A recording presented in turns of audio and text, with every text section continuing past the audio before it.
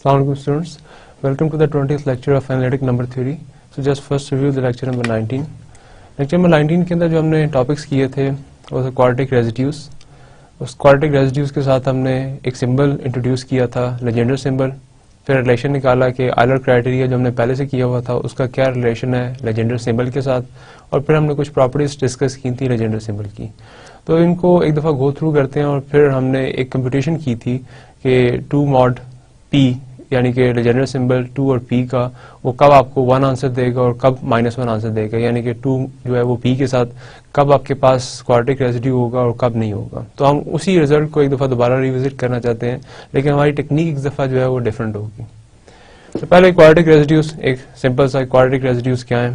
So x square is congruent to a mod p. अगर इस कंग्रेस का सोल्यूशन एग्जिस्ट करे, यानी कि a आपने फिक्स किया हुआ है, p आपने फिक्स किया हुआ है, p एक ऑड प्राइम है, तो अगर आपके पास x की एक ऐसी वैल्यू मिलती है जो रेजिड्यू सिस्टम ऑफ p में पड़ी हो और जो इस कंग्रेस को सेटिस्फाई कर दे, तो तब मैं कहूँगा कि ये जो वैल्यू है a ये क्वाड्रेटिक रेजिड्यू है p का. यानी कि अगर मैं फिक्स करूँ x square is congruent to 1 mod p और p की वैल्यू 5 ले लेता हूँ. सो क्या x की कोई ऐसी वैल्यू है रेजिड्यू सिस्टम ऑफ 5 में से जो इसके अंदर सब्स्टिट्यूट की जाए तो ये जो कंग्रेस है ये सेटिस्फाई हो जाए. So obviously x is equal to 1. तो दिस मीन्स कि 1 is a quadratic residue of 5. ये मेरे पास एक स्टेटमेंट है.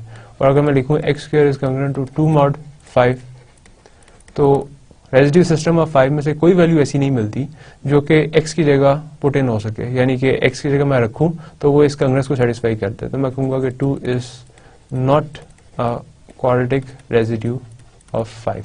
उसके लिए हमने जो वर्ड यूज किया था वो था क्वाड्रेटिक नॉन रेजिड्यू. तो मैं कहूँगा कि 2 is a quadratic non residue of 5. तो ये रिवीजन है क्वाड्रेटिक रेजिड्यू की कि इसका क्या मतलब है. फिर हमने लेजेंडर सिंबल इंट्रोड्यूस किया. तो Legender symbol simply a by p, ये एक सिंबल है, ये दो वैल्यूज देगा.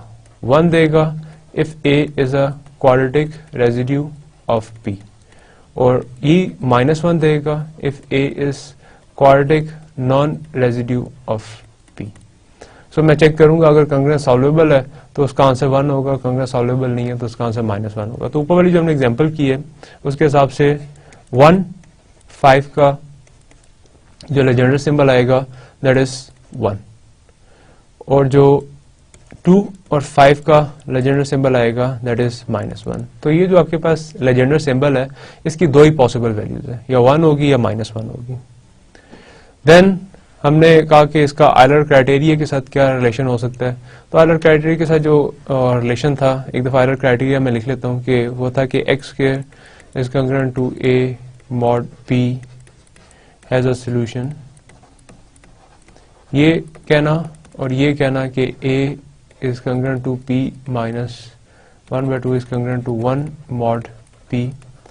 so p मेरे पास इन जनरल है, तो ये एक ही चीज है. तो हमारे पास आयलर क्राइटेरिया जो था कि इस कंग्रेस के भी दो ही आंसर आएंगे, या 1 आएगा या -1 आएगा. तो अगर इसका आंसर 1 आ रहा है तो मैं कहूँगा कि कंग्रेस का सोल्यूशन एग्जिस्ट करता है, और अगर इसका आंसर -1 आएगा तो इसका मतलब है कि कंग्रेस का सोल्यूशन एग्जिस्ट नहीं करता. तो ये इफ एंड ऑनली इफ के साथ था. So if it is not equal to 1, so then other possibility is only -1. So if it is -1 then the solution has, this congress has no solution. और यही exactly हमारे पास Legender symbol की definition है. तो इस हिसाब से मैं कह सकता हूँ कि लेजेंडर सिंबल जो है a बाई p वो exactly ये कंग्रेस है, a raised to power p minus 1/2 mod p. तो बजाय इसके कि मैं कंग्रेस के सारे चीजें लिखूं और सोल्यूशन को डिस्कस करूं, मैं सिंपली इसकी वैल्यू कैलकुलेट कर लूंगा. a गिवन है, p की वैल्यू इसके अंदर लगाऊंगा, 1/2 कैलकुलेट करूंगा, मॉड p में देखूंगा क्या आता है. इसका आंसर अगर 1 आ गया तो इसका सोल्यूशन, इसको लेजेंडर सिंबल का आंसर भी 1 आएगा, मींस के कंग्रेस का सोल्यूशन होगा, यानी कि a क्वाड्रेटिक रेजिड्यू होगा p के अंदर, अदरवाइज नहीं होगा. तो हमारे पास लास्ट जो हमने देखी है 2 5 का आंसर -1 आ रहा है. तो अगर मैं इस तरीके से भी देखना चाहूँ तो मैंने 2 raised to power 5 minus 1/2 करना है. तो it is congruent to what? So it is 2, 5 minus 1 is 4 and 2, 4 2 is 2 square and 2 square is 4 and 4 is not congruent to 1 mod. तो इसके अलावा फिर एक ही ऑप्शन बची कि congruent to -1 mod 5 होगा. तो क्योंकि ये भी कंग्रुएंट टू -1 mod 5 आ रहा है तो इसका मतलब है कि 2 और 5 का जो लेजेंडर सिंबल है वो भी -1 है। और लास्ट के अंदर हमने प्रॉपर्टीज डिस्कस की लेजेंडर सिंबल की कैलकुलेशन पॉइंट ऑफ व्यू से, कि मिसाल के तौर पे मेरे पास दो नंबर मल्टीप्लाई हो रहे हैं और मैंने चेक करना है कि वो एक दूसरे के लेजेंडर सिंबल हैं या नहीं है, मतलब उसकी क्वाड्रेटिक कांग्रुएंस जो है वो एग्जिस्ट करती है या नहीं करती, तो मैं सिंपली उन प्रॉपर्टीज को यूज कर सकता हूँ। यानी कि ए और बी अगर दो नंबर्स मल्टीप्लाई हो रहे हैं और मैंने इसका लेजेंडर सिंबल चेक करना है तो बराबर होगा Legendre symbol of P and B of Legendre symbol of P. तो इन दोनों की अगर मुझे वैल्यू का पता है तो मल्टीप्लिकेशन का पता है। मैं इसी तरीके से अगर कोई स्क्वायर गिवन है तो उसकी वैल्यू हमेशा 1 होगी एंड सो ऑन। अगर कांग्रुएंस दोनों बराबर हैं, a is congruent to b mod p सम के अंदर, तो इनके जो लेजेंडर सिंबल हैं वो भी बराबर होंगे, उनका बिहेवियर एक जैसा होगा। तो इसके लिए हमने कुछ एग्जांपल्स की थी, जैसे मैंने 2 देखा और 3 देखा, फिर मैंने मॉड 6 के अंदर इसको कंसिडर किया कि 2 5 का आंसर भी -1 आता है, 3 और 5 का आंसर भी -1 आता है, तो 6 और 5 का आंसर क्या आएगा, इस 1, यानी कि x square is congruent to 6 mod का कोई ना कोई सोल्यूशन एग्जिस्ट करेगा। सो आज हम स्टार्ट करते हैं जो अपना रिजल्ट है वो एक एप्लीकेशन से, जो हमने एक लास्ट रिजल्ट किया था उसी की। सो एक दफ़ा मैं जो लास्ट रिजल्ट किया था उसको रिविजिट करना चाहता हूँ कि मैंने कहा था कि -1 by p is equal to 1 if and only if p is congruent to 1 mod 4, or p can be written as 4k plus 1 for some k belongs to integer, यानी कि इस टाइप के प्राइम्स होने चाहिए। तो इन जनरल मेरा argument बड़ा simple सा था कि इन जनरल प्राइम्स दो तरह के हो सकते हैं, 4k plus 3k या 4k plus 1 टाइप के, इसके अलावा प्राइम नहीं हो सकते।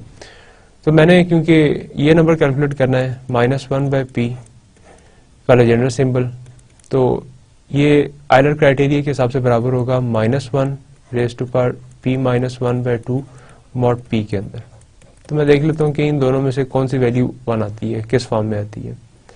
सो मैं -1 की पावर कैलकुलेट की 4k plus 1 -1 by 2 mod p, और एक दफ़ा मैं कंसिडर कर लेता हूँ -1 power 4k plus 3 -1 by 2 mod p। तो ऑड प्राइम्स के लिए क्योंकि सिर्फ यही दो पॉसिबिलिटीज हैं, अगर 4 से आप डिवाइड करेंगे तो ऑड नंबर या रिमाइंडर 1 देगा या रिमाइंडर 3 देगा। अगर वो 0 या 2 रिमाइंडर दे रहा है तो वो ऑड प्राइम नहीं होगा। ये 1 और 1 कैंसिल हो जाएगा, तो बाकी मेरे पास बचेगा -1 4k by 2, it is 2k mod p, 3 -1 2, और ये कैंसिल होने के बाद बचेगा 2k plus 1 mod p। तो इसने हमेशा, क्योंकि एक -1 की पावर इवन है, तो इसने हमेशा आंसर 1 ही देना है, और इसने हमेशा आंसर -1 ही देना है। इसका मतलब है कि जब प्राइम आप इस टाइप का लगाएंगे 4k plus 3 का, तो इसका आंसर -1 आएगा। इसका मतलब ये होगा कि -1 जो है वो p के अंदर नॉन क्वाड्रेटिक रेजिड्यू है, और 1 की सूरत में आएगा जब आप p इस टाइप का लगाएंगे। तो इसका मतलब है कि ये रिजल्ट ट्रू है कि अगर 4k plus 1 टाइप का नहीं होता तो इसलिए उसका आंसर -1 आएगा, और अगर इसका आंसर 1 है तो इसका मतलब है कि वो 4k plus 1 टाइप का। अब ये एक सिंपल सी एप्लीकेशन है जो कि हम कंपेयर किया दोनों को, लेजेंडर सिंबल को और आयलर क्राइटेरिया को, तो ये हमारे पास एक रिजल्ट आ गया। अब देखिए इस रिजल्ट को हम यूज कैसे करते हैं। एक बड़ा जो हमारे पास अनक्लियर सा रिजल्ट है, और बड़ा एक दफ़ा अगर आप सुनेंगे तो बड़ा मुश्किल सा लगेगा कि हम किस तरीके से प्रूव कर सकते हैं, लेकिन इस रिजल्ट की एप्लीकेशन के तौर पे मैं उसको प्रूव करना चाहता हूँ।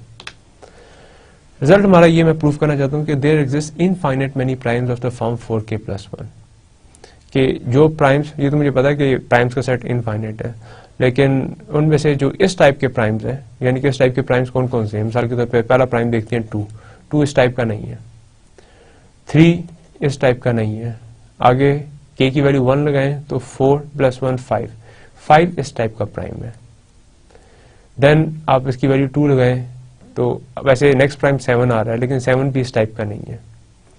देन आप इसकी वैल्यू 3 लगाएं तो फर्स्ट 2 लगाएं तो 4 2 8 plus 1 9 which is not a prime, 4 3 12 plus 1 13 13 is a prime. तो 7 और 13 के अलावा अंदर एक 11 भी आ रहा है। अब 11 जो है वो इस टाइप का प्राइम नहीं है, 11 अदर टाइप का प्राइम है, 4k प्लस 3 टाइप का है। तो कहता है कि जो इस टाइप के प्राइम्स हैं वो भी इनफाइनाइट मैनी है। अब देखें इसको, जो हमारा प्रीवियस रिजल्ट था उसको यूज करके इसको प्रूव करने की कोशिश करते हैं कि वाकई जो इस टाइप के प्राइम्स हैं वो भी इनफाइनाइट है। So on contrary assume that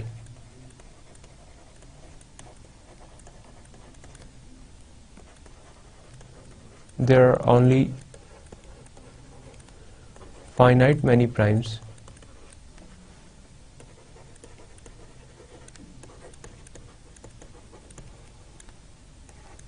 of the type 4k plus 1 से उनका कोई नाम रख ले कि वो फाइनाइट है तो P1 P2 up to Pn तक, ये वो सारे के सारे प्राइम्स हैं जो कि 4k plus 1 टाइप के। Now consider a number n which is equal to 2 into P1 into P2 up to Pn square plus 1। ये एक नंबर मैंने कंसिडर कर लिया। तो अब ये नंबर बड़ा डिटर्मिनिस्टिक नंबर है। अगर आप कहते हैं कि ये सारे के सारे प्राइम्स फाइनाइट मैनी टाइप्स के हैं, मतलब उनका काउंट जो फाइनाइट है, तो आपने वो सारे के सारे लिख लिए। से 10 प्राइम थे, एन की वैल्यू 1 मिनट के लिए ज्यूम कर लेते हैं, जो मर्जी लगा लें, फाइनाइट है, मैं एन की वैल्यू 10 लेता हूँ। तो 10 प्राइम लिखे हुए हैं, आपने उन 10 प्राइम्स को मल्टीप्लाई किया, 10 नंबर्स को, जो आंसर है उसको फिर 2 से मल्टीप्लाई किया, उसका स्क्वायर लिया और उसमें 1 ऐड किया, तो ऑटोमेटिकली एक नया नंबर आ जाएगा। अब इस नंबर की जो कांग्रेस है मॉड किसी भी प्राइम के साथ, वो देखते हैं क्या हो सकती है। पहले प्राइम जो है वो सारे के सारे नंबर्स हैं, 2 मल्टीप्लाई किया एक नंबर आएगा, स्क्वायर लिया एक नंबर है, प्लस 1 किया एक नंबर है, तो finally n is a number, n is a natural number, क्योंकि ये नेचुरल नंबर है सारे के सारे। अब हमने बड़े शुरू के लेक्चर्स में प्रूव किया था fundamental theorem of arithmetics which says that every number which is a natural number and it is greater than 1 can be written as a product of primes, यानी कि उसकी प्राइमरी डिकम्पोजिशन जो है वो लिखी जा सकती है। So this means that there must exist a prime P such that P divides n, और ये रिजल्ट क्यों ट्रू है? Bye fundamental theorem of arithmetics. इस वजह से मुझे यकीनन एक प्राइम जरूर मिलेगा। अब ये P1 जो है ये तो n को डिवाइड नहीं कर रहा, मुझे तो नहीं पता इनिशियली, क्योंकि प्लस 1 साथ हो रहा है, तो मुझे नहीं पता कि वो उसकी डिकम्पोजिशन क्या बनती है, क्योंकि जब आप ऐड करते हैं किसी भी नंबर के अंदर तो उसकी डिकम्पोजिशन बड़ी डिफरेंट हो जाती है। मिसाल के तौर पर 19 है, एक नंबर है, 19 में आपने 1 ऐड किया तो 20 है। अब 19 के जो डिवाइसेस हैं, 20 के डिवाइसेस हैं, उनके मतलब आपके पास कोई इन्फॉर्मेशन नहीं है कि पहले डिवाइस से अगले डिवाइस कैसे बने। मिसाल के तौर पर 19 का कोई डिवाइजर नहीं है, 20 का 2 भी डिवाइजर है और 5 भी डिवाइजर है। इसी तरीके से कोई और नंबर देख लें आप, से आप 14 और 15 देख लें, तो 14 के डिवाइसेस जो हैं वो 2 और 7 है, और 15 के डिवाइसेस जो हैं वो 3 और 5 हैं, तो दोनों का कोई रिलेशन नहीं बनता। तो जब आप प्लस 1 करते हैं तो आपको नहीं पता कि उसके डिवाइसेस कैसे हैं। तो इसलिए जब पिछले नंबर्स तो ये सारे के सारे पड़े हुए हैं, लेकिन मैंने प्लस 1 कर दिया, तो अब n के डिवाइसेस का मुझे नहीं पता। फंडामेंटल थ्योरम ऑफ अरिथमेटिक्स कहता है कि इसका कोई ना कोई डिवाइजर जरूर पड़ा होगा, क्योंकि प्राइम नंबर इसको भी डिकम्पोजिशन में लिखा जा सकता है। तो मैंने उस डिकम्पोजिशन में से एक प्राइम चूज कर लिया P। मैं इस पूरे नंबर को उसकी कांग्रेस में देखता हूं कि किसके बराबर आता है। P डिवाइड करता है n को, this implies n is congruent to 0 mod P। इस n की वैल्यू सब्स्टिट्यूट कर दें, it is 2P1 up to Pn square plus 1 is congruent to 0 mod P। ये आ गई आपके पास, और इसके अंदर 1 को उठा के साइड पे ले जाएं तो it is 2P1 up to Pn square is congruent to -1 mod P। ये आपके पास कांग्रेस आ गई। अब मैं इसको इस कांग्रेस के लिए एक जनरल फॉर्म लिखता हूँ।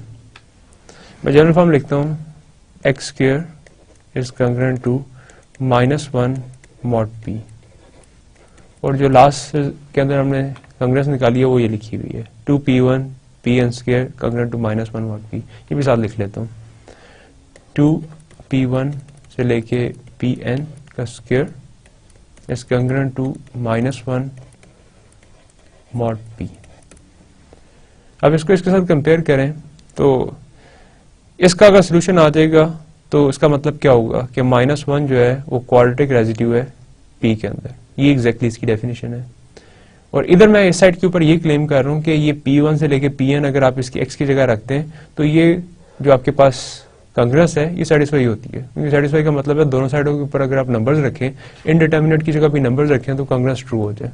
तो ये मैंने बनाई ऐसे है कि ये दोनों चीजें कांग्रेंट आ रही हैं क्योंकि ये p जो है वो n को डिवाइड कर रहा था। इसका मतलब ये हुआ इस तरफ से मैं देखूं कि -1 इज अ क्वाड्रेटिक रेजिड्यू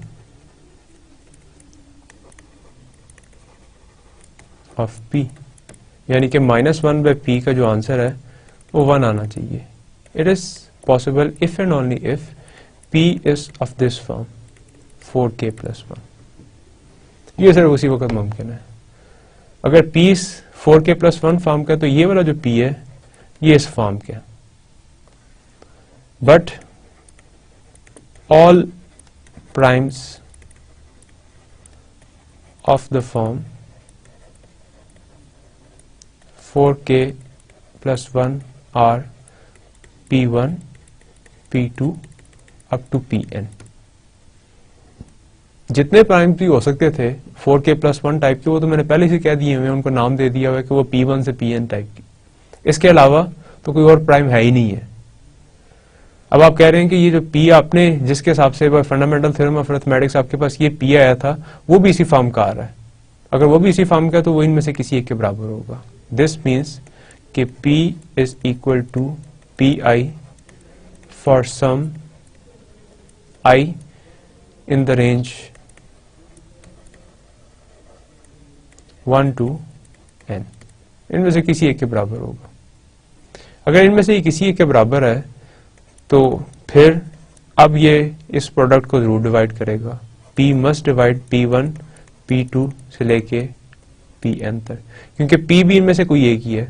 तो अगर p इनमें से कोई एक ही है तो बाकी तो उसके साथ मल्टीप्लिकेशन लिखी हुई है। हर नंबर अपने आप को डिवाइड करता है, बाकी साथ जो मर्जी लगा ले, जो चीज मर्जी मल्टीप्लाई कर ले उसने उसको फिर भी डिवाइड करना है। तो p जो है वो टोटल प्रोडक्ट को तो डिवाइड कर देगा। अगर टोटल प्रोडक्ट को डिवाइड करता है तो सादा एक और 2 भी लगाने से कोई फर्क नहीं पड़ेगा, और अगर 2 लगाने से फर्क नहीं पड़ा तो उस नंबर के स्क्वायर को भी कोई फर्क नहीं पड़ेगा। अगर p n को डिवाइड करता है तो of course p n square को भी डिवाइड करेगा, क्योंकि अगर p n को डिवाइड कर रहा था तो p as a factor n में पड़ा हुआ था, तो n स्क्वायर में तो उस p के 2 फैक्टर बन जाएंगे, तो इसलिए ऑटोमेटिकली ये ट्रू हो गया। अब इस सारी चीज को जो है वो p डिवाइड कर रहा है। इसका मतलब ये हुआ कि 2p1 से लेके pn का जो स्क्वायर है वो कांग्रेंट होगा 0 mod p के। ये तक मुझे ये मिला, और इस साइड के ऊपर पड़ा हुआ है कि ये कांग्रेंट है -1 के। तो इसका मतलब ये हुआ इसको मैं कंबाइन करूं और इसको कंबाइन करूं तो पता लगता है कि -1 जो है वो कांग्रेंट है 0 mod p के, यानी कि p डिवाइड कर रहा है 1 को या -1 को। अगर 1 को करता तो -1 को भी करेगा। अब p एक ऑड प्राइम था। ऑड प्राइम शुरू होते हैं 3 से। अब 3 एक नंबर हो या 3 से बड़ा हो तो वो 1 को कैसे डिवाइड करेगा? अपने से छोटे नंबर को तो कोई नंबर डिवाइड नहीं करता। ये कॉन्ट्रडिक्शन आ गई।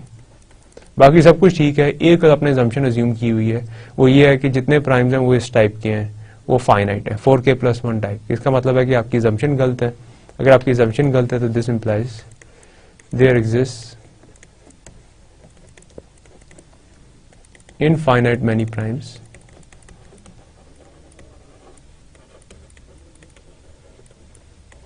of the form 4k+1।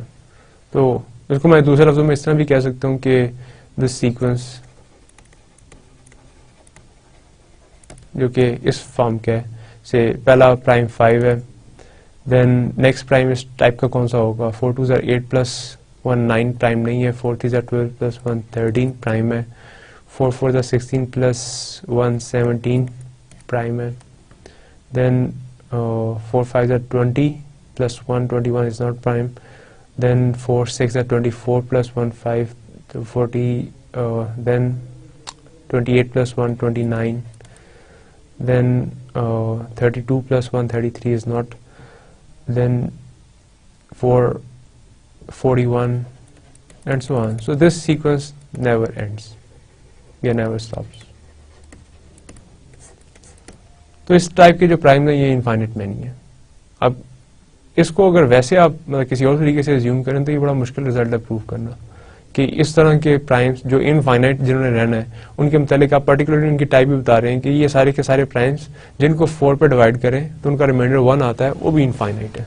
तो टोटली तो आपने कह दिया कि प्राइम्स इनफाइनाइट है, लेकिन इस तरह के रिजल्ट निकालना मुश्किल है. तो अभी वो उसकी एक एप्लीकेशन थी क्वाड्रेटिक रेजिड्यू की. तो मेन जो उसके अंदर चीज थी वो यही थी, मैंने यूज की कि अगर उसका क्वाड्रेटिक रेजिड्यू का आंसर 1 आ रहा है तो उसको इस फॉर्म का होना चाहिए, और इस फॉर्म का होना चाहिए तो उसके अंदर से होना चाहिए जिसने कॉन्ट्रडिक्शन को लीड कर दिया. तो ये उसकी प्योर एक एप्लीकेशन है.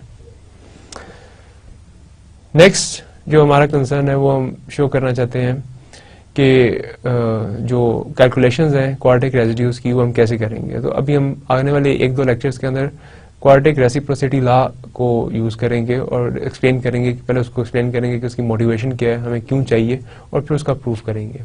तो उसके प्रूफ को करने के लिए जो मुझे सबसे इंपॉर्टेंट रिजल्ट चाहिए वो गॉस लेमा है. तो लेट्स सी कि गॉस लेमा बेसिकली करता क्या है, तो इसका हमें फायदा क्या है. हम एक नंबर लिखते हैं से 10/19 का आंसर क्या आना चाहिए. सो मुझे नहीं पता से अभी तक जो मैंने डिस्कस किया है उससे मैं इसको किस तरीके से सॉल्व कर सकता हूँ, मेरी स्ट्रैटेजी क्या होगी. सो ओरिजिनल क्वेश्चन अगर मैं बाय डेफिनेशन लिखूं तो ये लिखा हुआ है कि x square is congruent to 10 mod 19 का सोल्यूशन क्या होगा. अगर इसका सोल्यूशन होगा तो मैं लेजेंडर सिंबल जो है 10/19 का उसका आंसर 1 लिख दूंगा, और अगर सोल्यूशन नहीं मिलेगा तो मैं 10/19 का आंसर -1 लिख दूंगा. अब इसको मैं कैलकुलेट कैसे करना है, तो मैं लेजेंडर सिंबल को इधर लिख लिया. अब मैं लेजेंडर सिंबल की जो प्रॉपर्टीज है उनको देखना शुरू कर देता हूँ. सो 10 इज, मुझे पता है कि 10 इज बेसिकली 2 × 5, तो ये लिखा हुआ है. लेजेंडर सिंबल की प्रॉपर्टी है कि a/p अगर आपके पास लिखा हुआ है तो आप इसको स्प्लिट कर लें, a/p एंड b/p. तो पहला स्टेप तो मैंने कर लिया, इज 2/19 एंड 5/19. 2 किसी भी प्राइम का क्वाड्रेटिक रेजिड्यू होगा या नहीं होगा, तो जो लास्ट लेक्चर था मैंने इस रिजल्ट पे खत्म किया था. अभी इसको मैं दोबारा रिविजिट करूंगा, लेकिन 1 मिनट के लिए मुझे इसका पता है कि इसका आंसर क्या आएगा. इसका आंसर क्या आएगा 5/19. इसका मतलब है कि इसको निकालना 10 क्वाड्रेटिक रेजिड्यू है mod 19 में या नहीं, वो इन दोनों के ऊपर डिपेंड करता है कि 2 क्वाड्रेटिक रेजिड्यू है 19 के अंदर या नहीं, 5 क्वाड्रेटिक रेजिड्यू है 19 के अंदर नहीं. जो मेरे पास प्रॉपर्टीज हैं लेजेंडर सिंबल की, क्या उनको यूज करके मैं 5 को मजीद रिड्यूस कर सकता हूँ. अब मसला ये कि 5 प्राइम आ गया, इसकी मजीद रिडक्शन तो पॉसिबल नहीं है. अगर रिडक्शन पॉसिबल नहीं है तो मुझे हर सूरत में इस कंग्रेंस को सॉल्व करना है. x square is congruent to 5 mod 19 जो है वो उसका सोल्यूशन एग्जिस्ट करता है या नहीं करता. इसका मतलब है कि मैं 1 से लेके 18 तक जो कि रेजिड्यू सिस्टम है इसका 19 का, वो लिख लूंगा. ये x की पॉसिबिलिटीज हैं, तो x स्क्वायर कैलकुलेट करना शुरू कर दूंगा. 1 का स्क्वायर mod 19 में 1 आता है, 2 का स्क्वायर 4 आता है, 3 का स्क्वायर 9 आता है, 4 का स्क्वायर 16 आता है, एंड देन 5 से आके फिर ये रिड्यूस होना चाहिए. 5 5 25 और mod 19 के अंदर ये 6 आ गया, एंड सो ऑन. अगर यहाँ कोई नंबर मेरे पास 5 आंसर दे देगा तो मैं कहूंगा कि हाँ एक सोल्यूशन पड़ा हुआ है, एक नंबर रिड्यूस रेजिड्यू सिस्टम में पड़ा हुआ है जिसका स्क्वायर करने से 5 आंसर आ रहा है. तो इसका मतलब है कि ये सॉल्वेबल है. अब ये जो बड़े नंबर्स के लिए तो बहुत मुश्किल हो जाएगा. तो रिडक्शन किसी एक लेवल तक मुझे फायदा देगी, लेकिन जब ऊपर वाला नंबर इस तरह का आ गया कि मजीद उसको रिड्यूस नहीं किया जा सकता तो फिर क्या करूं. उस सूरत में मुझे ये नंबर्स के लेजेंडर सिंबल कैलकुलेट करने के लिए ज्यादा हैंडी रिजल्ट चाहिए, which is easy to calculate. देखूं उसको पकड़ूं और देखूं कि हाँ जी ये तो इस तरीके से मैं लगाऊं तो बड़ी तेजी से निकल आएगा.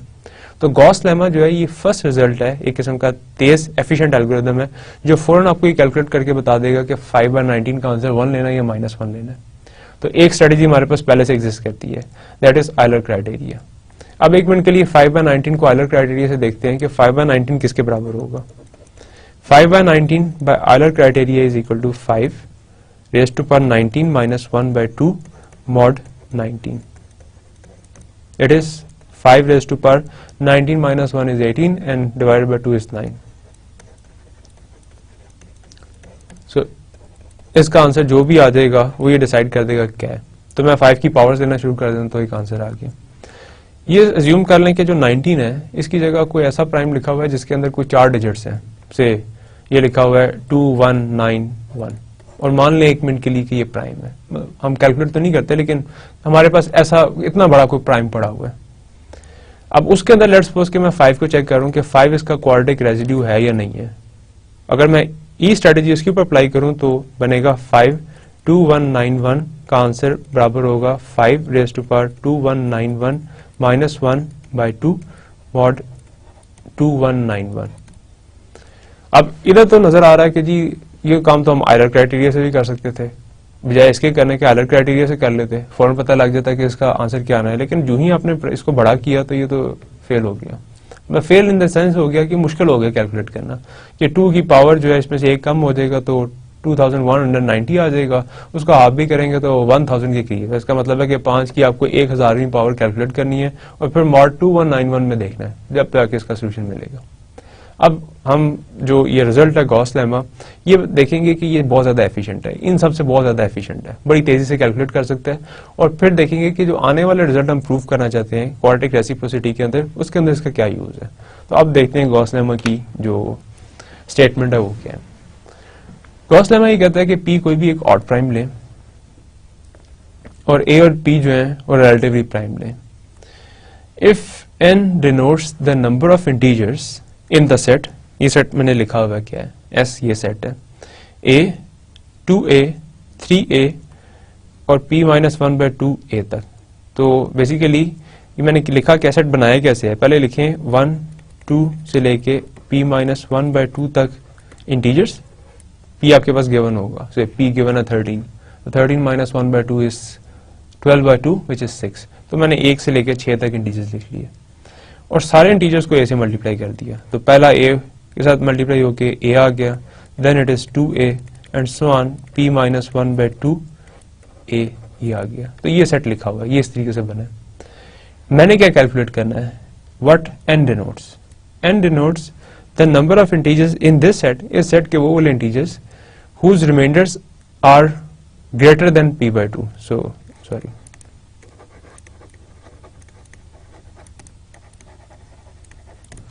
जिनके रिमाइंडर्स जो हैं वो p बाई 2 से ग्रेटर आते हैं when divided by p.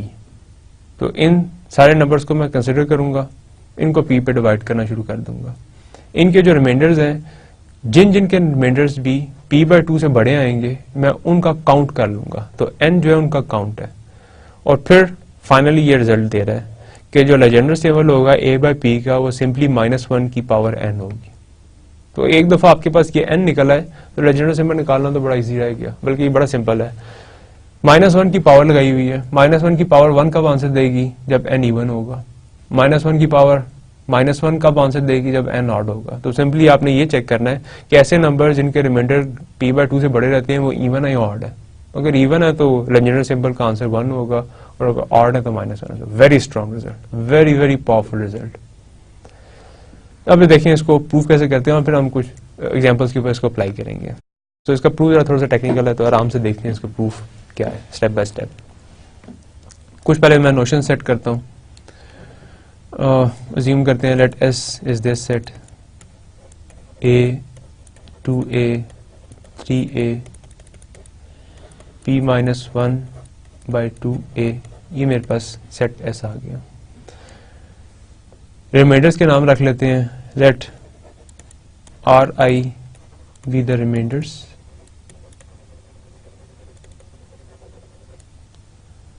which are less than p by 2 when divided by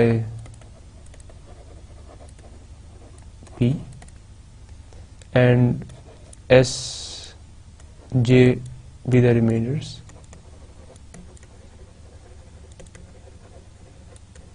which are greater than p by 2 when divided by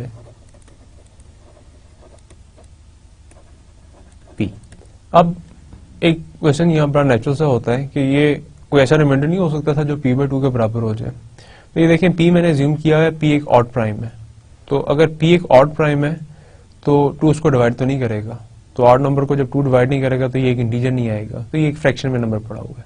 तो फ्रैक्शन से मैं पहले वाला नंबर ले रहा हूँ, फ्रैक्शन से बाद वाला नंबर ले रहा हूँ, तो कोई ऐसा नंबर नहीं आ सकता जिसका रिमाइंडर एक जो है वो फ्रैक्शन आ जाए। रिमाइंडर इंटीजर्स होते हैं, ये हमें पता है डिवीजन एल्गोरिथम से।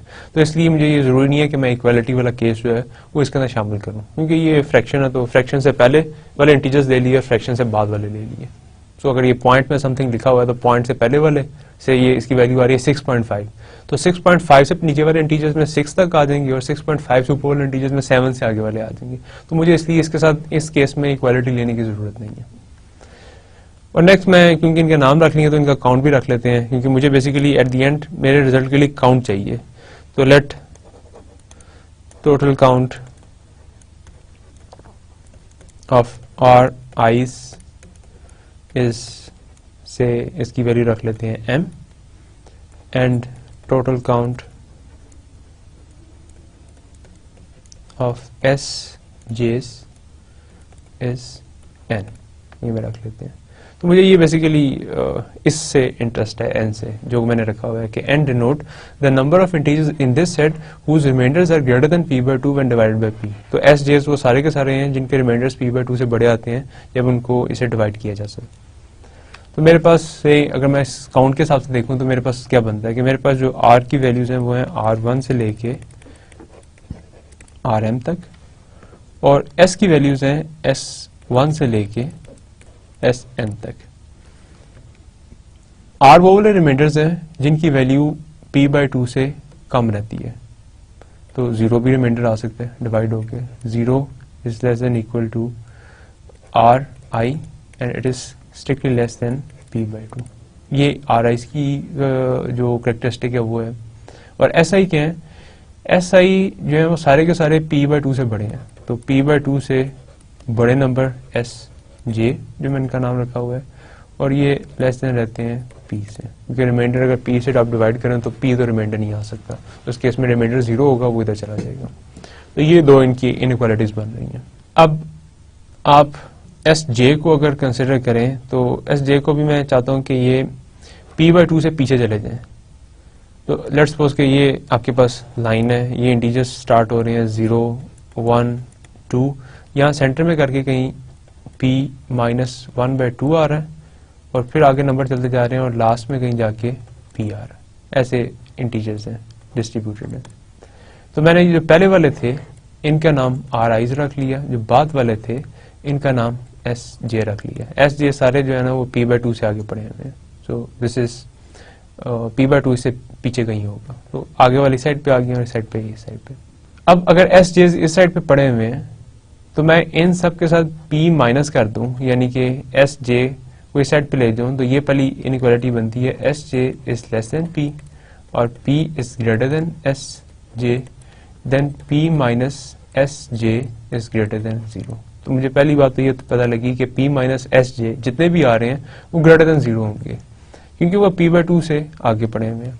अगर वो p/2 से आगे पड़े हुए हैं, p उनमें से माइनस कर दिया जाए तो वो किधर चले जाएंगे, वो इधर जाना पड़ेगा उन्हें। मिसाल के तौर पे एग्जांपल लेते हैं, 0 और p की वैल्यू है 13, सेंटर वाली वैल्यू आपके पास p/2 की वैल्यू आई 13/2 इज 6.5। 6.5 से बड़े इंटीजर्स इस साइड पे पड़े हुए हैं और 6.5 से छोटे इंटीजर्स इस साइड पे हैं।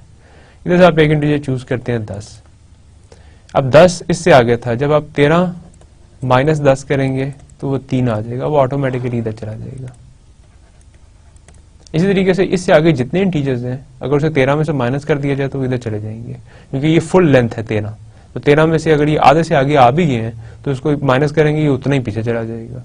इसका मतलब है कि p माइनस एस जे जो है वो किधर पड़े हुए हैं, p माइनस एस जेस आर लेस देन और इक्वल टू p माइनस 1/2। ये p माइनस 1/2 से पीछे चले गए। ri's ऑलरेडी पीछे पड़े हुए थे, p माइनस एस जे भी पीछे चले गए। ri's and S J's both are less than equal to p minus 1/2। ये मुझे पता लग गया। अब मैं देखता हूं कि क्या इनमें से कोई दो आर आई और p minus s J, this is sorry P minus s जे, क्योंकि मैं पी माइनस एस जे के बारे में क्लेम कर रहा हूँ। एस जे तो आगे पड़े हुए हैं, लेकिन पी माइनस एस जे जो है वो पीछे पड़े हुए हैं पी माइनस 1/2 से। तो आर आई और पी माइनस एस जे जो है, क्या इनमें से आर आई और p minus s j can be equal for any i and j? क्या ये वाली क्वांटिटी इस क्वांटिटी के बराबर हो सकती है किसी भी आई और जे के लिए? या कि मैं लिख लूं क्या आर आई बराबर हो सकता है पी माइनस एस जे के? एज्यूम कैसा हो गया, देखते हैं फिर क्या प्रॉब्लम पैदा होती है। Assume it is possible. So अभी मेरा फिर क्लेम है कि मान लेते हैं, हाइपोथेसिस है कि ऐसा हो गया है कि एक आर आई जो है वो पी माइनस एस जे के बराबर हो गया किसी आई और जे इंडेक्स के लिए। अब आर आई और एस जे की कैपेसिटीज क्या है? ओरिजिनली ये बने कैसे थे? ये बने ऐसे थे कि एस के जो नंबर्स थे इनके ये रिमाइंडर्स थे, आर आईज भी और एस जेस भी। मैं इसी को यूज करता हूं कि R I is a remainder of some U A mod P. u जो है वो किधर से किधर तक वेरी कर रहा है? ये 1 से स्टार्ट हो रहा है और p माइनस 1/2 तक जा रहा है। क्योंकि सेट मेरे पास क्या लिखा हुआ है, s ये लिखा हुआ है a to a up to p minus 1/2 a, ये मेरे पास सेट है।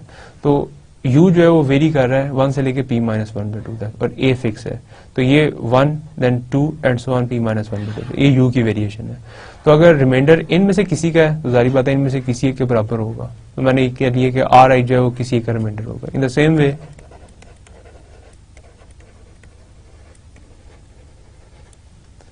S J is also some remainder of say v कह लेते हैं मॉड p के अंदर, विद अगेन रिस्ट्रिक्शन वही है कि v जो है उसकी वेरिएशन p माइनस 1/2 तक होगी। इन दोनों को अगर मैं ऐड करूं तो क्या चीज बनती है? U A plus V A is congruent to R I plus S J mod P.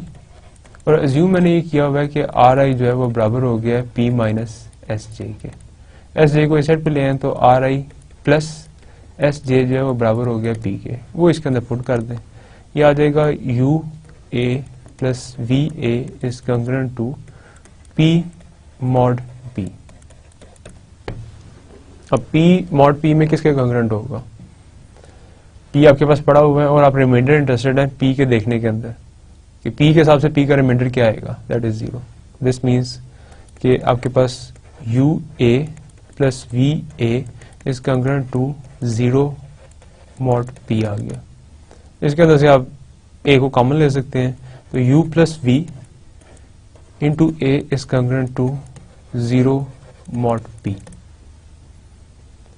A आपने assume ऐसा किया होगा कि it should be relatively prime with P। This means कि P at least doesn't divides A। तो पहला आपका इस स्टेटमेंट को देख के मेरा क्लेम ये होगा कि P डिवाइड करता है U प्लस V की A के साथ प्रोडक्ट को। आप एक प्राइम नंबर है और प्राइम नंबर अगर प्रोडक्ट को डिवाइड कर दे तो उसके लिए जरूरी है कि दोनों में से किसी एक को जरूर डिवाइड करता हो। हमने प्राइम नंबर की ये प्रॉपर्टी पढ़ी थी।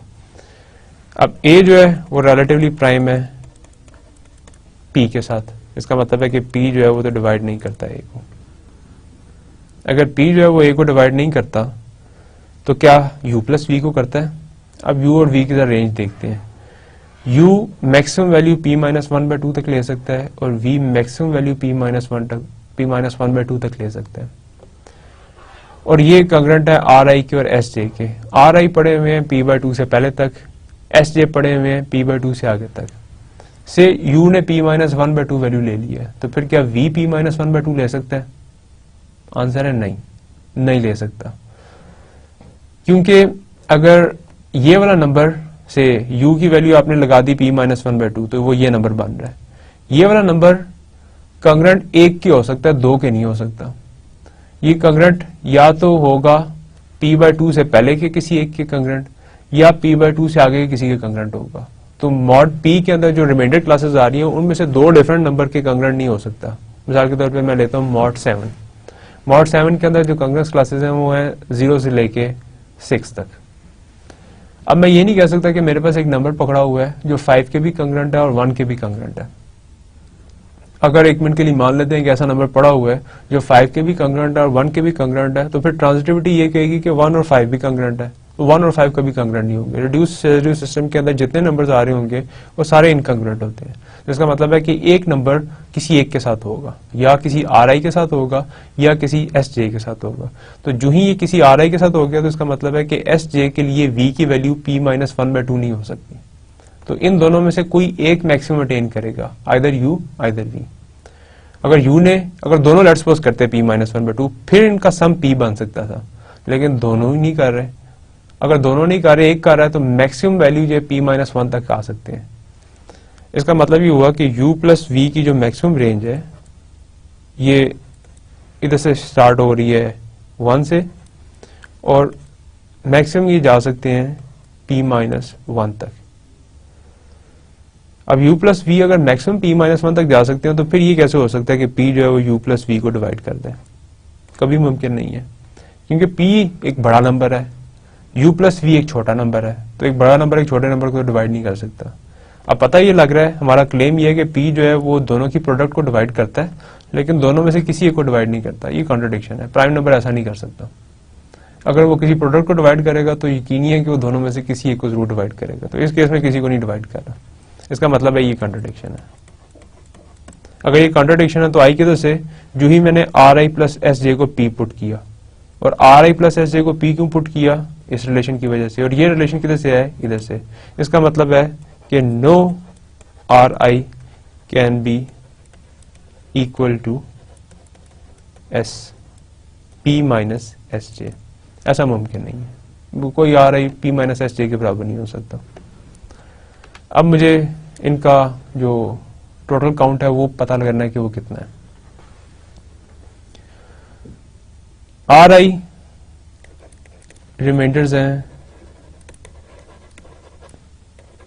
Less than p/2, p/2 is not an integer, and SJ are remainders greater than p/2। Next number जो हमने कंसिडर किया वो कंसिडर किया p-SJ। So p-SJs are less than p/2, वो भी पीछे आ गए। ये पता भी लग गया कि no RI is congruent to p-SJ। इसके किसी के बराबर नहीं हो सकता, ना बराबर हो सकता है ना congruent हो सकता है। अगर मैं सारे के सारे ये नंबर्स देख लूं, R1 अप टू R, इसकी वैल्यू हमने चढ़ाई हुई है M तक, और ये नंबर लिख लूं p-S1, p-S2 up to p-SN तक, तो ये टोटल नंबर्स कितने हैं? सो इनका काउंट जो टोटल नंबर्स का आएगा that is obviously M plus N। M number ये है और हर एक नंबर के साथ वेरिएशन N की जा रही है, तो there count is M plus N। सारे के सारे डिफरेंट है, कोई एक दूसरे के बराबर नहीं है। अब अगर आप ये सेट दोबारा से जरा देखें तो इसका पहला एलिमेंट है A, then 2A, then p-1/2 और A। ये टोटल एलिमेंट्स लिखे हुए हैं। इनमें से हर एक किसी एक के रिमाइंडर होगा, या RI के या SJ के। तो हर जो मेरे पास इधर S में नंबर पड़ा हुआ है ये किसी एक के कंग्रेंट है। इसका मतलब है कि जितने ये एलिमेंट्स टोटल पड़े हुए हैं सेट के अंदर उतने ही उनके रिमाइंडर्स पड़े हुए हैं, और उनमें से कोई के क्योंकि दो कोई भी बराबर नहीं है, इसका मतलब है कि उनकी तादाद सेम है एग्जैक्टली। तो इस सेट की तादाद कितनी है? इस सेट की तादाद है p-1/2, 1 से स्टार्ट 2 3 और इस नंबर तक जा रहा है। तो इसका टोटल काउंट जो है M प्लस N का वो आ गया p-1/2। इसका मतलब है कि ये जो आपके पास सेट लिखा हुआ है R1 से लेके RM तक, ये रिमाइंडर्स लिखे हुए हैं, और रिमाइंडर्स ने आना है मैक्सिमम p माइनस 1/2 तक। तो इसका मतलब है कि ये जो सेट आपके पास लिखा हुआ है R1 से लेके Rm p माइनस S1 से लेके p माइनस Sn का, ये बेसिकली सेट आपके पास ये लिखा हुआ है 1 2 से लेके p माइनस 1/2 तक, क्योंकि इनमें से कोई भी रिमाइंडर p माइनस 1/2 से बड़ा नहीं हो सकता। वो हमने ऊपर देखा क्यों नहीं हो सकता।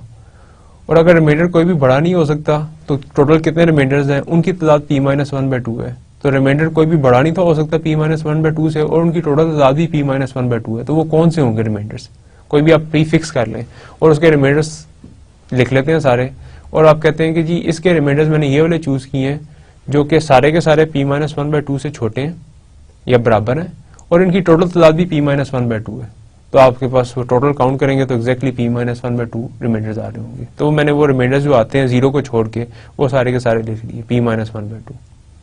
अब मैं इन दो सेट्स को अगर मल्टीप्लाई करूं तो ये दोनों इक्वल एलिमेंट्स लिखे हुए हैं। मिसाल के तौर पे 1 2 की मल्टीप्लिकेशन करूं p माइनस 1/2 से, तो इस सेट में मैं कह सकता हूं कि ये R1 R2 Rm p minus S1 p minus S2 p minus Sn की मल्टीप्लिकेशन लिखी हुई है, इसमें कोई फर्क नहीं है। मैं इस सारी को कंसिडर करता हूं मॉड p के अंदर। अब मॉड p के अंदर ये क्या बनेगा, ये तो सारे के सारे नंबर्स जो हैं ये p माइनस 1/2 से पीछे लिखे हुए हैं, तो p इनमें से किसी को डिवाइड नहीं करेगा क्योंकि p इनसे बड़ा नंबर है, तो इनमें से कोई भी कांग्रुएंट टू 0 मॉड नहीं हो सकता, बल्कि जो लिखे हुए हैं ये मॉड p में इसी के बराबर रहेंगे। तो ये वैसे का वैसे ही आ गया 1 2 p minus 1/2 is congruent to R1 R2 Rm। ये p माइनस S1 लिखा हुआ है, p कांग्रुएंट होता है 0 के, तो बाकी बचा minus S1 product minus S2 और product minus Sn mod p। अब इसमें से कितने माइनस के एलिमेंट्स हैं उन सबको इकट्ठा कर लें, तो माइनस लगा हुआ है सिर्फ 1 से लेके n तक के एलिमेंट्स को, तो -1 की टोटल तादाद n है। तो ये जो आपके पास लिखा हुआ है ये आ जाएगा 1 2 की product up to p minus 1/2 तक, -1 की तादाद n आ गई, बाकी बच गया R1 R2 से लेके Rm की प्रोडक्ट और फिर S1 से लेके Sn की प्रोडक्ट मॉड p के अंदर।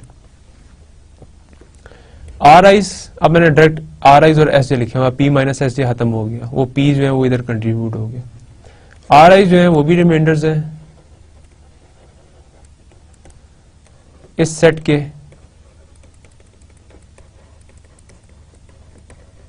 और जो Sj's हैं वो भी रिमाइंडर्स हैं इस सेट के p माइनस 1/2 इंटू a। कोई दो रिमाइंडर्स आपस में बराबर नहीं है, और Ri प्लस Sj की टोटल तादाद को आप काउंट करें तो एग्जैक्टली p माइनस 1/2 आती है। इसका मतलब है कि Ri और Sj सिंपली मॉड p के अंदर हर एक में से किसी एक के बराबर है।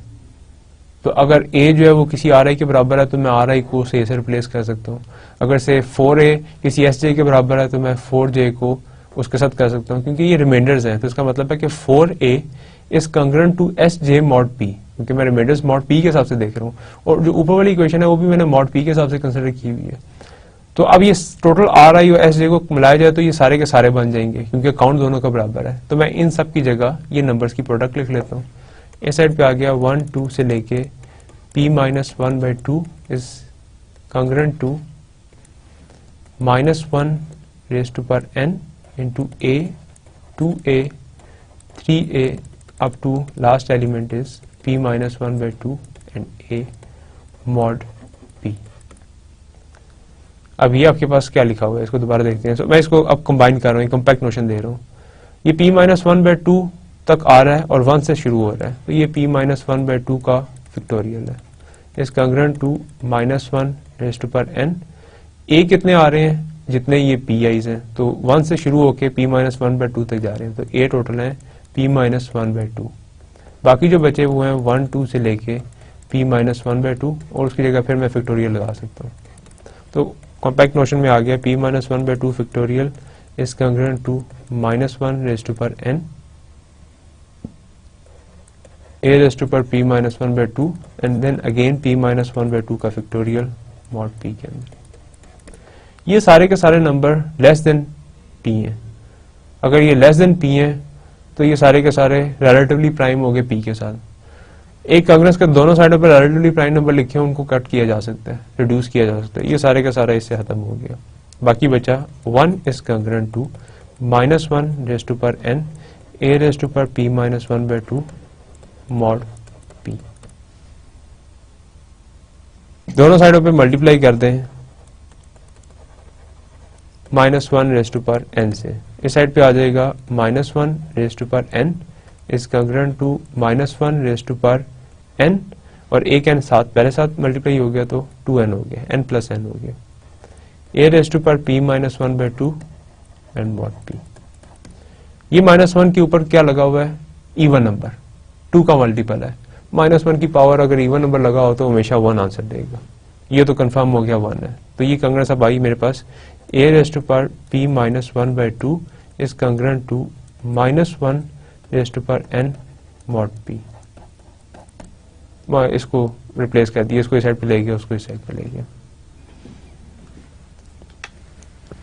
अब जो हमने शुरू लेक्चर किया तो मैंने लेजेंडर सिंबल का और आइलर्स क्राइटेरिया का रिलेशन आपको बताया था कि ए पी का जो लेजेंडर सिंबल है वो कांग्रेंट होगा a raise to power p minus 1/2 mod p के। तो ये हम पहले डिस्कस कर चुके हैं, ऑलरेडी डिस्कस, ये इसका हिस्सा नहीं है।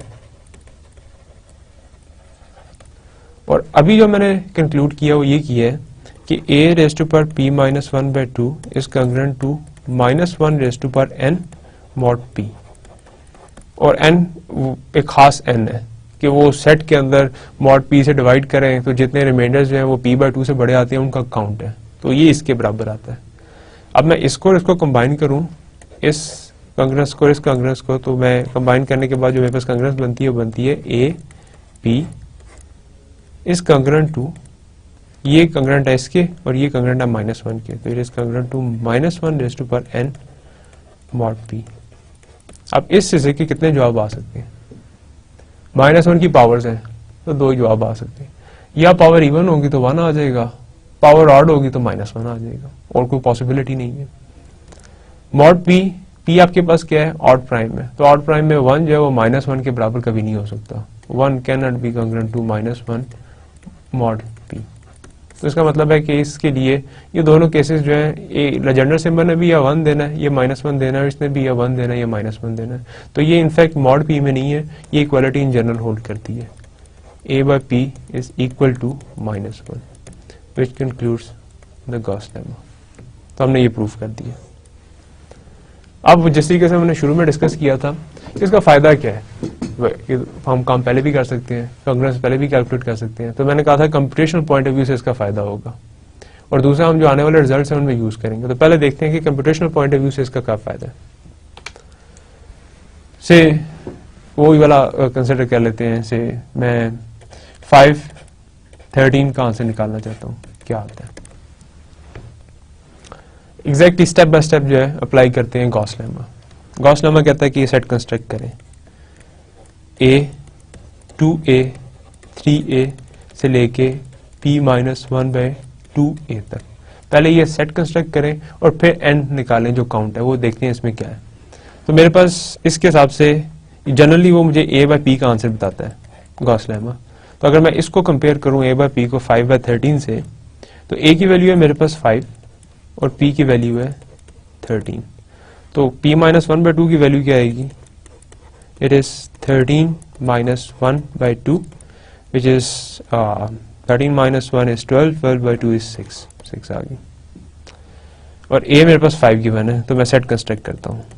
पहला एलिमेंट 5, दूसरा element 2 into 5, 3 into 5, 4 into 5, 5 into 5 and 6 into 5। सो मैं a की वैल्यू, a के साथ कुछ नहीं लगा हुआ, 1 है, फिर 2 आ गया, फिर 3 आ गया, 4 आ गया, और मैंने इधर जाके रुक जाना है p माइनस 1/2। और मेरे पास मेरी सेटिंग के अंदर p माइनस 1/2 की वैल्यू 6 आ रही है, तो मैंने 6 पे जाके रुक जाना है। इस सेट को देखते हैं, सेट क्या बना मेरे पास? set is 5, 10, 15, 20, 25 and this is 30. ये सेट बना. जो मेरे पास आयलर गॉस लेम है वो कहता है कि a by p का answer simply -1 raise to power n के बराबर आ जाएगा और n is the count of residues which are greater than p by 2. जो p by 2 से बड़े हैं उनका काउंट है, जो रिमाइंडर्स जो हैं p by 2 से बड़े हैं, रेसिड्यूज जो p by 2 से बड़े हैं. मैं इसके रिमाइंडर्स कैलकुलेट कर लेता हूँ पहले इन एलिमेंट्स के रिमाइंडर p के हिसाब से. तो p मेरे पास गिवन है 13. 5 13 के हिसाब से क्या रिमाइंडर देगा 5 क्योंकि खुद ही छोटा है 13 से. 10 जो है वो क्या रिमाइंडर देगा 10 ही देगा. 15 क्या रिमाइंडर देगा 13 1 is 13 2 रिमाइंडर देगा. 20 का रिमाइंडर देगा 13 1 is 13 2 तक तो जाता ही नहीं है तो बाकी रिमाइंडर बचा 7. 13 2 is 26 तो ये एक पहले तक रुक गया 12. ये 13 2 से जा रहा है 26 और बाकी रिमाइंडर बचा 4 तो ये रिमाइंडर्स आ गए. मुझे उन रिमाइंडर्स का काउंट चाहिए जो p by 2 से बड़े हैं. p था 13 तो p by 2 की वैल्यू क्या आ रही है 13 by 2 which is 6.5. जो मैं रिजल्ट प्रूफ कर रहा था तो उसमें बार बार ये इंडिकेट कर रहा था कि 13 by 2 जो है ये हमेशा एक फ्रैक्शन होगी. तो अब मुझे देखना है कि 6.5 से बड़े कौन कौन से एलिमेंट्स हैं. इधर पहला नहीं है 10, हाँ ये बड़ा है 6.5 से. 7 भी बड़ा है, 12 भी बड़ा है. तो 3 ऐसे एलिमेंट्स मिले जो 6.5 से बड़े हैं तो n की वैल्यू क्या आ गई 3. अब ये गॉस लेमा कहता है कि 5 by 13 का आंसर सिंपली -1 की पावर 3 होगी विच इज -1. इसका मतलब है कि 5 is non quadratic residue of 13 या x square is congruent to 5 mod 13 is not solvable. अब ये पावर्स वगैरह कैलकुलेट करने की कोई जरूरत नहीं है. हर एक रिमाइंडर्स को लिख के सबकी कंग्रेस चेक करने की कोई जरूरत नहीं है. सिंपली ये सेट बनाऊंगा और फौरन मेरे पास आंसर आ जाएगा कि मैंने किसकी कंग्रेस चेक करनी है. उसके हिसाब से करके आंसर बता दूंगा. तो ये बड़ा इफेक्टिव है. सो पहले हमने जरा थोड़ा सा मैंने स्लो एक्सप्लेन किया है ताकि ये क्लियर हो जाए. अदरवाइज अगर आप देखें कि ये चीज़ें कैलकुलेट करना, मल्टीप्लाई करना, रिमाइंडर चेक करना मॉड 13 के अंदर कोई मसला ही नहीं है. तो 5 by 13 का आंसर आपके पास ऐसे आ गया 1 मिनट से पहले. अगर ये 13 को मैं इंक्रीज भी करता जाऊं तो फिर भी आपके पास जो ये रिमाइंडर्स कैलकुलेट करने हैं ये भी उस मॉड से कम ही रहेंगे तो उनको कैलकुलेट करना स्टिल प्रॉब्लम नहीं है. एक और एग्जांपल कंसिडर करते हैं.